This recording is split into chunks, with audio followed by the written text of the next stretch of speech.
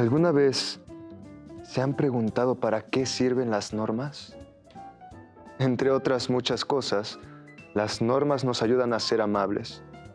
Por ejemplo, es un signo de amabilidad saludar al inicio de cada programa.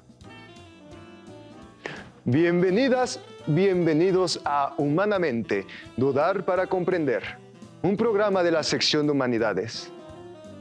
Pero, ¿somos libres de romper esa regla? ¿Qué pasa si un día no saludamos a alguien? Seguramente nos calificarán de groseros y la persona podría sentirse herida o ignorada. ¿Tenemos la libertad de ignorar a una persona? ¿Qué es la libertad? Algunos piensan que ser libre es no tener a alguien que nos rija, no obedecer las reglas. ¿A quién debemos obedecer? ¿Cuándo debemos hacerlo? ¿La libertad es sinónimo de desobedecer? Esto me recuerda a un poeta muy famoso. Mario Benedetti fue un escritor uruguayo. En 1927 hubo un golpe de Estado en su país y se instauró una dictadura cívico-militar. Habitualmente, este tipo de gobiernos eran muy represivos y esto no le gustó a Mario Benedetti. Como protesta, renunció a la universidad en la que trabajaba. Eso disgustó al gobierno porque no le gustaba ser criticado. El escritor se tuvo que exiliar de su país, pues temía ser encarcelado. Al final de su vida, Mario Benedetti pudo regresar a Uruguay después de un largo viaje de peregrinaje por Europa y América. Durante ese tiempo, escribió un sinfín de cuentos y poemas que hablaban sobre el exilio y la rebeldía. Tus manos son mi caricia, mis acordes cotidianos. Te quiero porque tus manos trabajan por la justicia. Si te quiero es porque sos mi amor, mi cómplice y todo. Y en la calle codo a codo somos mucho más que dos. Te quiero en mi paraíso, es decir, que en mi país la gente viva feliz aunque no tenga permiso. Si te quiero es porque sos mi amor, mi cómplice y todo, y en la calle codo a codo somos mucho más que dos. También se puede amar en la rebeldía, ¿no creen? Veamos qué piensan Luna y Emiliano sobre este tema. Y hablando de las quesadillas sin queso, ¿te imaginas una pizza sin queso? ¿Una pizza sin queso? ¿Cómo sería? Pues con el pan, la salsa y lo que le quieras poner, pero sin queso. Cada vez se te ocurren preguntas más profundas. ¿Y vas a ir a la fiesta de Axel? La verdad no sé. Mi mamá sigue medio asustada por esto de la contingencia y no le gusta que esté saliendo.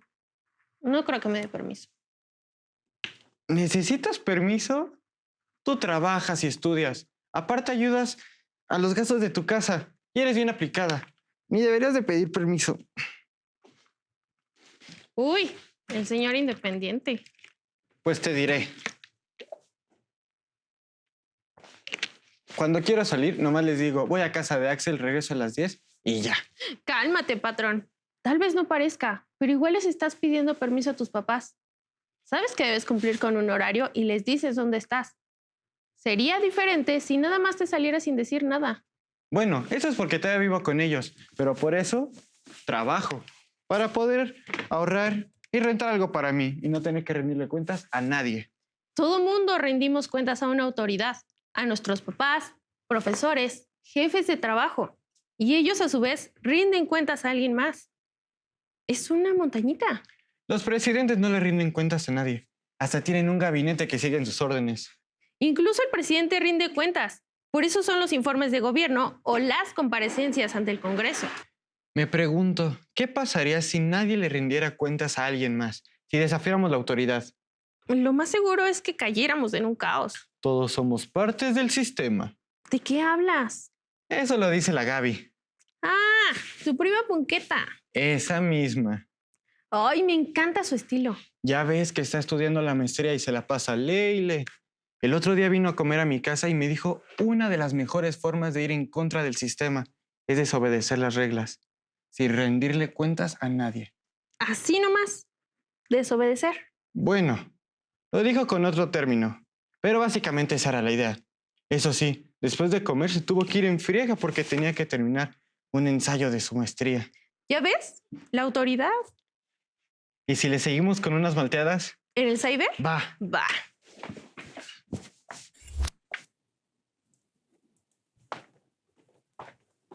¿Me da otra, por favor? Mi negocio son las malteadas, joven. ¿Pero no cree que ya es mucho azúcar para su sistema? Es mi soberana decisión y decido que quiero otra. Bueno, ¿No crees que estás exagerando un poquito? ¿De verdad lo crees? Ahora resulta que no somos de verdad libres y que siempre debemos rendirle cuentas a una autoridad, que todo el tiempo debemos obedecer las reglas. Mi realidad ha cambiado por completo. a ver. ¿No somos libres para qué o qué, joven? A ver, mire, tómese esta agüita para que se le baje el azucarado. Pues ya sabe. Que no se puede hacer lo que uno quiera. Como dejar de rendir cuentas y esas cosas. Entonces, por ejemplo, si yo le quiero dar un pellizco a la señorita Luna, ¿puedo hacerlo solo porque tengo la libertad de hacerlo? Por supuesto que no. Yo no se lo permitiría. Mejor déselo a él. Ah, bueno. Porque a mí. Bueno, pellizco no. Pero ¿qué tal que quiero tomar todo el dinero que hay en la caja registradora de la patrona? ¿Tengo la libertad de hacerlo? No, pues supongo que no. Entonces, la libertad no reside en hacer lo que quieres. Tal vez podrías hacer lo que quieres siempre que se respete al otro. En este caso, debo respetar el dinero de la dueña del cyber. Ándele, eso es una propuesta interesante. ¿Pero qué de las reglas no nos hacen menos libres? A ver, explíqueme eso. Por ejemplo, Luna quiere ir a una fiesta, pero su mamá no la deja. ¿Dónde queda su libertad para ir a la fiesta cuando ella quiera? ¿Por qué no la dejan ir a la fiesta? Mi mamá está medio preocupada por el tema de la pandemia y todo eso. Tenemos entonces dos argumentos. Tu deseo de ir a la fiesta y la preocupación de tu madre porque te enfermes. Tal vez tu libertad de ir a la fiesta afectaría la libertad de tu madre. ¿Cómo es eso posible? Si vas a la fiesta, ejerces tu libertad de decidir salir. Es tu decisión arriesgarte a que te enfermes. Pero si te contagias, no solo atentas contra tu propia salud, sino que también pones en riesgo a quienes viven contigo. Entiendo. Sé cuál es la preocupación de mi mamá y por eso decido no ir. Entonces, ¿dónde queda la desobediencia? Yo estaba pensando en la época colonial. En ese tiempo había personas que tenían libertad, pero otras no. Los indígenas y los afrodescendientes, por ejemplo, eran esclavizados. Y los clasificados como criollos no tenían los mismos derechos que los españoles. Claro, y por eso Miguel Hidalgo, Leona Vicario y todos los integrantes de la independencia desobedecieron las reglas, porque había muchas personas que resultaban afectadas y no eran respetadas. En momentos así, sí está bien desobedecer. Me gustó este salto que dieron de la fiesta a la independencia. ¿Estás de acuerdo con la argumentación de Luna y Emiliano? ¿Estamos de acuerdo en que podemos ser libres mientras nuestra libertad no afecte a los demás? Sí, y que en algunos casos, si una norma afecta nuestra libertad o la de las otras personas, estamos en libertad de desobedecer. Eso me recuerda a la postura de Gandhi. El buen Mahatma. ¿Gandhi aconsejaba desobedecer? Sí, algo así. Miren, la idea de Gandhi era, si una ley es injusta, lo correcto es desobedecerla.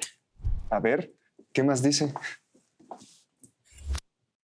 Mohandas Karamchand Gandhi, universalmente conocido como Mahatma Gandhi, dirigió a la India en un movimiento pacífico que la independizó de Gran Bretaña en 1947. A través de la práctica de desobediencia civil no violenta, Gandhi doblegó al Imperio Británico sin generar un solo disparo de arma de fuego. El objetivo de la desobediencia civil es generar un cambio en las leyes y políticas de los gobiernos, sin usar la violencia física. A diferencia de otras guerras libertadoras, como la Revolución Mexicana, la desobediencia civil no violenta usa el camino de la paz. No cooperar con el Estado, recurrir al boicot, la suspensión de actividades como las huelgas y las marchas masivas son algunas maneras de resistencia civil. A ver si entiendo. Si en una nación cobran un impuesto muy alto por algo esencial, como la comida, ¿las personas afectadas tienen el deber de protestar contra esa medida? organizándose, manifestándose y no pagando su impuesto, pero sin hacer el uso de la violencia. ¿Es así?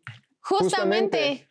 Pero esas ideas no solo se le ocurrieron a Gandhi, tuvo muchas influencias, entre ellas Henry David Thoreau.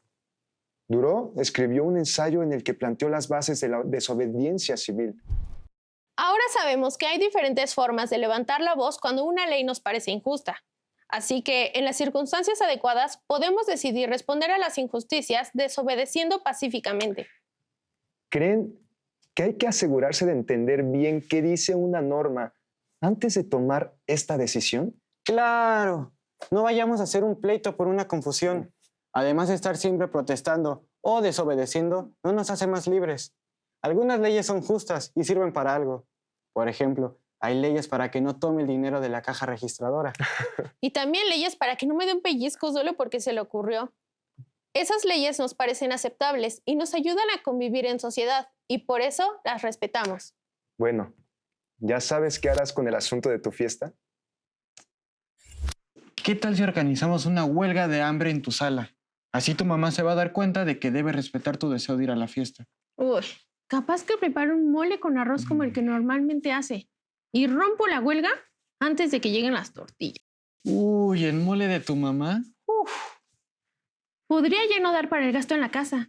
Así verían el valor que aporto y cómo merezco mis libertades. Creo que eso podría funcionar.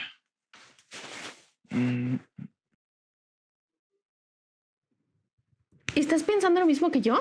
¿Que la norma de tu mamá no es realmente injusta? Ajá, ponte en su lugar. ¿Lo está haciendo para dañarme? Pues te vas a perder la fiesta. Pues sí, pero habrá más fiestas. No es que me esté prohibiendo ir a todas las fiestas por el resto de mi vida. Y como están las cosas, tal vez mi mamá tenga razón y lo mejor será no salir. Rayos. ¿Qué pasó? Pues que sí estamos pensando lo mismo.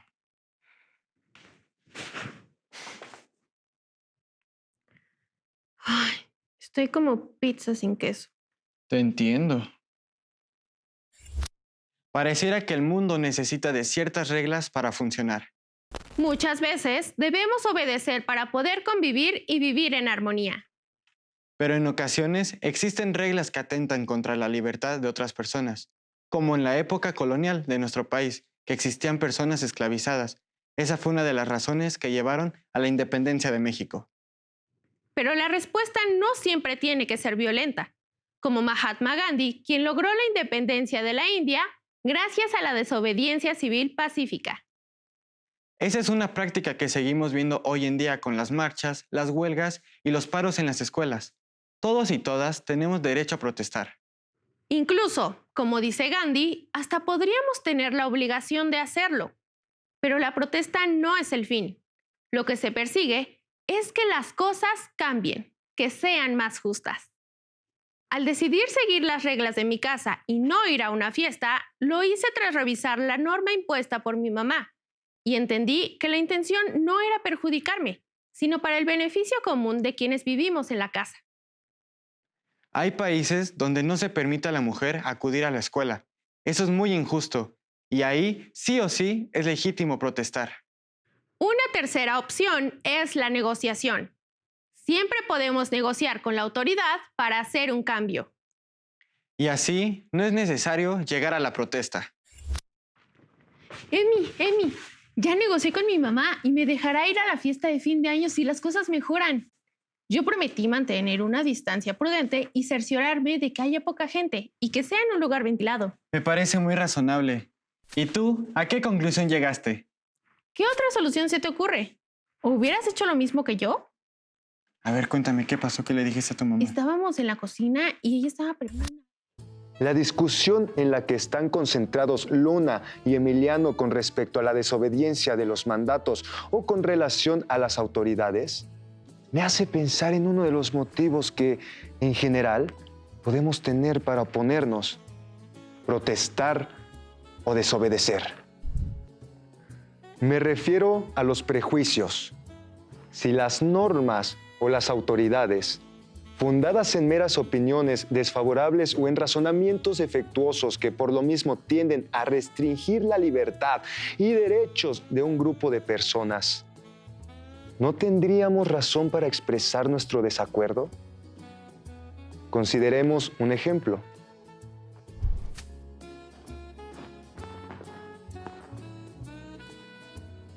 La historia del pensamiento occidental está plagada de asunciones misóginas. El poeta latino Juvenal dedicó su sexta sátira a las mujeres romanas, de cuyo carácter se quejó profusamente. Demasiado propensas a los litigios, la práctica de los deportes y a fingir celos. Supersticiosas, autoritarias, chismosas, con una manía por hablar en griego y, sobre todo, lascivas. El poeta no escatimó en señalar uno a uno los rasgos que, según su consideración, eran los vicios comunes a las mujeres de Roma. Pero lo peor, causa de tantas dificultades prácticas, es su incapacidad de gobernarse y su lascivia. En este sentido, señaló un problema: ¿cómo asegurarse que, estando él ausente y su esposa en casa, estuviera lejos de la posibilidad de tener relaciones carnales con otros hombres? Encerrarla sería una alternativa. Pero se preguntó, ¿quién vigilará a los vigilantes? Y con esta pregunta se nos abre el camino a este razonamiento. Supongamos que Juvenal se vale de un guardián para mantener a su esposa cautiva, pero las mujeres son hábiles y persuasivas, y los hombres corruptibles. Así que mejor valdrá hacerse de un guardián más para que se asegure que el primero es capaz de llevar a cabo su tarea. El segundo, sin embargo, igualmente corruptible, también requerirá quien asegure que éste haga lo que debe, y un tercer guardián, digamos. Y esto produce una regresión que podemos entrever y que conlleva una multiplicación infinita del número de guardianes. Pero no hay un número infinito ni de hombres, ni de guardianes, ni de bolsillos que pudiera pagarlos. Ante esta imposibilidad, habría que concluir que esta alternativa está condenada al fracaso. ¿Será esta la única conclusión disponible? Podríamos tomar el absurdo al que nos enfrenta este razonamiento como indicio de que algo anda mal. ¿Vigilar a los guardianes es una mala idea? O bien, debemos revisar la asunción de que las mujeres no son capaces de mantener el gobierno de sí mismas. Después de todo, más allá del prejuicio que subyace a las burlas de Juvenal, ¿qué razones tenemos para pensar que ni las esposas ni los guardianes pueden gobernarse? Si podemos optar por utilizar la argumentación para revisar nuestras asunciones y no para afirmar nuestros prejuicios. En este programa se ha recurrido a las siguientes técnicas. 1. Discurso. 2. Interpretación. 3. Ejercicio de la crítica, a las cuales se les ha dado las siguientes aplicaciones. A. Argumentación. B. Juicio. C. Controversia. D. Puesta en escena. E. Determinación de sentidos. Veamos cómo. Técnica. Discurso. Aplicaciones. Argumentación. Juicio. Por medio del discurso, Luna y Emiliano conforman de manera primero individual y después progresiva y sistemática el objeto del que hablan. La pregunta por la obligatoriedad de las normas, los casos en que éstas pudieran ser desobedecidas y los mecanismos para hacerlo. Ambos recurren al diálogo para complementar sus puntos de vista y también para confrontar sus opiniones, con lo cual aplican el discurso a la controversia. Posteriormente, se valen de la argumentación para comprender con precisión lo que está en cuestión y tomar posición de manera justificada. En el transcurso de su intercambio comunicativo, valoran la corrección de las posturas que abordan y emiten un juicio en el que expresan su posición. No está bien obedecer a toda autoridad. Con el fin de cambiarlas para mejor, debemos oponernos a las normas injustas por medios pacíficos. Técnica, interpretación. Aplicaciones, determinación de sentidos, puesta en escena. Durante su diálogo, Luna y Emiliano hacen un marcado esfuerzo por concebir los diversos sentidos en los que pueden ser entendidas las reacciones ante situaciones concretas. La esclavitud, la opresión, la desigualdad. No se trata de protestar por protestar, porque hay normas útiles que reconocemos que son correctas, dice Luna. Al hacer esto, usa la técnica de la interpretación y la aplica a la determinación de sentidos. Sin embargo, en una que se ha articulado discursivamente esta conclusión, Luna expresa que no irá a la fiesta y no desobedecerá los mandatos de su madre, pues no es una autoridad injusta. Emiliano reconoce la fuerza de la postura de Luna y se adhiere a ella. De este modo, aplican los saberes que han ganado a lo largo de su comunicación para ponerlos en acción en una puesta en escena. Técnica, ejercicio de la crítica. Aplicaciones, argumentación, juicio, puesta en escena. Luna y Emiliano reconocen que las normas requieren que nos comportemos de distintas maneras en casi todas las circunstancias. Siempre hemos de rendir cuentas, dice Emiliano, y esto le produce una fuerte sensación de opresión. Para liberar esta carga, Luna y Emiliano recurren a la técnica del ejercicio de la crítica, que consiste en sacar a la luz los supuestos implícitos a estas prácticas. La finalidad de las normas, sus mecanismos políticos y sociales de producción y su legitimación por medio del recurso a la autoridad. Emiliano y Luna hacen ejercicio de la crítica por medios discursivos propios de la argumentación, el diálogo, la ejemplificación, el análisis. Y son capaces de resolver el conflicto en una toma de postura, que no es más que un caso de puesta en escena, que va contra su inclinación inicial, lo cual refleja que tiene un juicio que valora esta resolución. Espero que hayas disfrutado nuestro programa de hoy. Acompáñame próximamente para ver qué otras cuestiones ocuparán la vida de Luna y Emiliano y cómo las abordarán. Puedes visitarnos en jovenesencasa.cep.gov.mx y únete a nuestra comunidad de Facebook buscando Jóvenes en Casa. Si quieres ver algún programa previo, búscanos en YouTube.